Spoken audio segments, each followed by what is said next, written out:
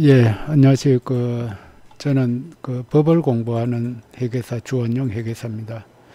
이번 시간에는 변제자 대위와 그 범위에 대해서 살펴보겠습니다.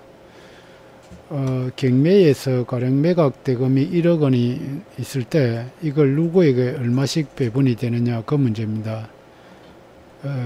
변제자 대위와 그 범위요. 이 상황이 이렇게 세 가지가 주어져 있습니다. 갑이 을에게 계속적 물품 공급을 하고 그리고 이제 갑이 을에 대한 물품 공급 채권을 담보하기 위해서 을 부동산의 1억 원의 건저당을 설정했습니다.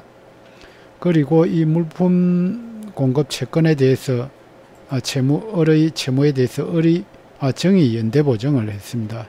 여기 기본적 사실관계고요.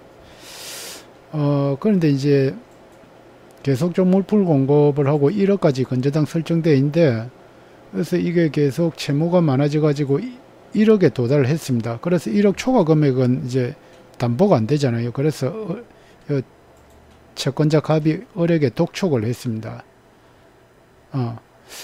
그래서 이제 뭐 독촉을 하고 이제 안 되면 이 경매에 붙이겠다고 독촉을 하니까 연대보증인 정의 3천만 원을 갑한테 갚았습니다. 거래하고도 이제 또 7천만이 남아있는 상태에서 계속 이 채무가 늘어나다 보니까 결국은 갑이 9월 25일 날 강제 경매를 신청하고 그게 경매 개시 결정이 되었습니다. 그러고 이제 물품 공급이 안 되다 보니까 을이 갑에게 또 3천만 원을 변제를 했습니다. 변제를 하고 갑은 경매를 취하를 했다. 요 순서를 잘 이대로 숙지하셔야 돼요. 경매를 취하하고 그걸 이제 다시 계속 물품 공급을 하고 있던 중에 요 을의 다른 채권자 무가 5천만 원 채권을 가지고 있었는데 결국 경매 신청을 했어요. 그래서 이제 낙찰가가 1억에 매각이 되고 그 경매 당시에 이제 갑의 채권은 9천만 원입니다. 이때에 이제 갑하고 정하고 무가 어떻게 채권을 변제받느냐. 근데 이제 원래 원본 채권은 무는 5천만 원이고, 뭐 정은 요 3천만 원 변제했으니까 3천만 원이고, 갑은 이제 요 경매 당시에 9천이니까 9천만 원인데, 결국 이제 해답을 보시면은, 갑은 이 매각 당시에 갑의 채권은 9천만 원이지만 4천만 원만 배당받을 수가 있습니다. 그리고 을은 정원 연대보증인 정원 3천만 원 변제했잖아요. 그 3천만 원 다 받아갑니다. 그리고 무는 5천만 원 채권이 있지만 3천만 원만 받아갑니다. 그래서 요 매각 대금 1억 중에서 4천, 3천, 요 7천 빼고 남은 3천 무가 나머지를 받아가는 것입니다.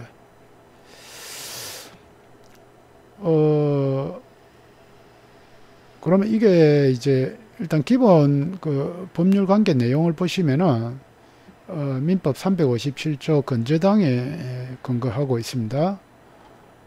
이 조문을 보시면은 저당권은 그 담보할 채무의 채권 최고액만 정하고 확정을 장래 보류하여 이를 설정할 수 있다. 이게 이제 건저당권이에요. 이 경우에 확정될 때까지의 채무가 소멸을 한다든지 이전한다. 이 경우에서는 아까 요게 이전이 됩니다. 정의 연대보증인은 대위 변제로 해가지고 이전은 저당권에 영향을 미치지 않아야 한다 되어 있습니다. 그리고 이 채권 최고액은 이자도 포함되는 것으로 그렇게 하고 있습니다. 그래서 이걸 살펴보면은 어쨌든 처음에 그런데 이제 경매를 갑이 여기서 이걸 색칠을 좀 해야 되겠네. 갑이 이 경매를 신청했잖아요. 이게 저기 안 되는구나. 경매를 요게 이제 어쨌든 중요한데 갑이 9월 25일 날 경매를 신청하고 경매 개시 결정이 났습니다. 이때 이제 갑의 채권이 확정이 됩니다. 이 건저당권의 확정 시기가 건저당권의 피담보 채권의 확정 시기가 경매의 경우에는 건저당권자가 신청했을 때는 신청 시에 그 채권이 확정이 됩니다. 근데 다른 후순위 건저당권자가 신청했을 때는 선순위 건저당권자의 채권은 매각되고 완납 시에 결정이 됩니다. 그래서 여기서는 이제 갑이 이제 경매 신청을, 그러니까 건저당권자가 신청했기 때문에 신청 시에 이 채권이 확정이 됩니다. 그래서 이제 갑의 건저당 채권액은 7천만 원이 됩니다. 경매 신청 시에. 건저당권은 1억을 설정되어 있지만은 그러니까 요 1억이잖아요. 채권 이제 건저당 경매 신청 당시에 1억 원에서 연대보증인 정의 3천만 원 갚았기 때문에 7천만 원이 남아 있습니다. 경매 신청 시. 그래서 이 7천만 원이 확정이 됐습니다. 경매 신청 피담보 채권이 확정이 됐습니다. 요 7천만 원 범위 내에서 갑은 우선 변제를 받을 수 있는 거예요. 요 경매 당시에는. 그리고 요 연대보증인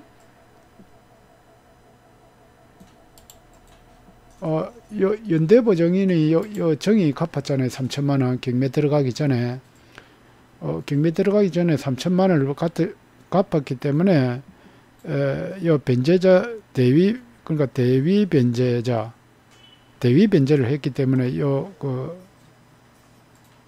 그러니까 당연히 이게 이전됩니다. 요 우선 변제 갑의 건저당권 이런 설정 중에서 3천만 원은 정한 대로 이전이 되겠습니다. 그래서 이전돼 오니까 뭐 건저당권 이전에 부기 등기를 안 해도 이 3천만 원은 정이 가져오게 되어 있습니다. 그래서 요 이제 9월 25일 당시에는 갑은 7천만 원, 정은 3천만 원 이런 식으로 이제 채권이 분배가 됐습니다. 요 물품 대금 채권이요. 그런데 이제 요게 배당할 때 대해서는 이제 경매 신청하고 나서 을이 3천만 원 변제했잖아요. 그래서 배당 금액은 거기서 7천에서 다시 3천을 뺀 4천이 결국 이제 갑이 배당받아야 될 금액이 되겠습니다. 을은 뭐 처음부터 이렇게 아까 변제했을 때부터 요 정은 3천만 원을 배당받는 거고. 그 물론 이제 요 4천, 3천은 이제 우선 변제권, 건저당권에 의한 우선 변제권에 의해서 우선적으로 7천만 원을 받아가고 나머지 3천만 원은 다른 채권자, 경매 신청한 채권자가 3천만 원이 배당이 되겠습니다. 그러면 이제 이 경매 당시에 갑의 채권이 9천인데 이거는 그럼 4천만 원만 배당받고 나머지 5천만 원은 어떻게 됐냐? 근데 이제 이 경매를 신청하고 나중에 그 후에 취하를 했잖아요. 취하를 하는 거는 경매 신청을 경매 개시 결정을 다시 되돌릴 수는 없습니다.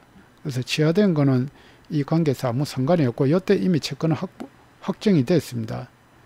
확정되고 나서 그 이후에 확정됐을 때는 이제 요 7천만 원, 그 이후에 또 3천만 원 갚았잖아요.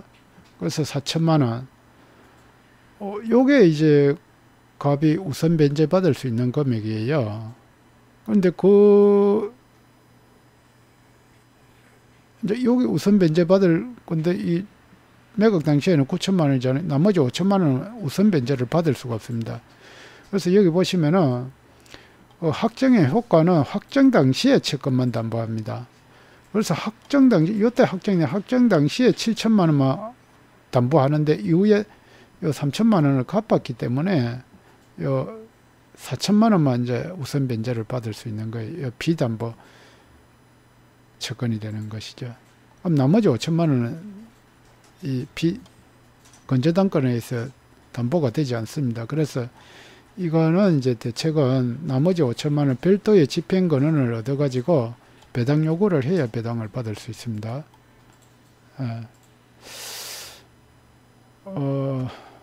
그래서 이걸 보시면은 이제 이걸 해결하는 순서가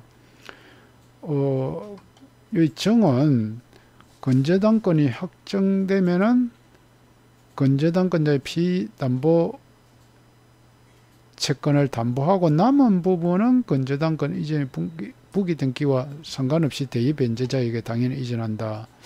이게 이제 핵심 논리인데 여기서 건저당권이 건전당권 원래 1억인데 건전당권 피담보채권의 4천, 현재 4천이잖아요. 요 배당할 당시에. 그럼 나머지 6천이 남는데 6천 중에서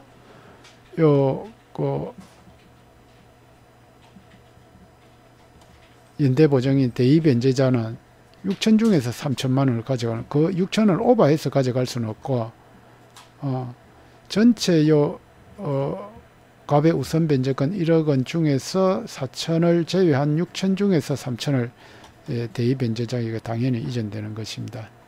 요게 해서 그 3천만 원이 이렇게 이전되는 것이고, 하여튼 요게 대의변제자의 채권과 그 범위가 되겠습니다. 어쨌든 이렇게 이제 변제를 이제 배당이 이제 배분이 되는 것이고, 그 근거는 이렇게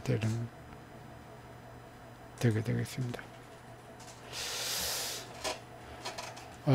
이상 변제자 대위와 그 범위에 대해서 살펴봤습니다. 도움 되셨다면 좋아요, 구독 버튼 감사합니다.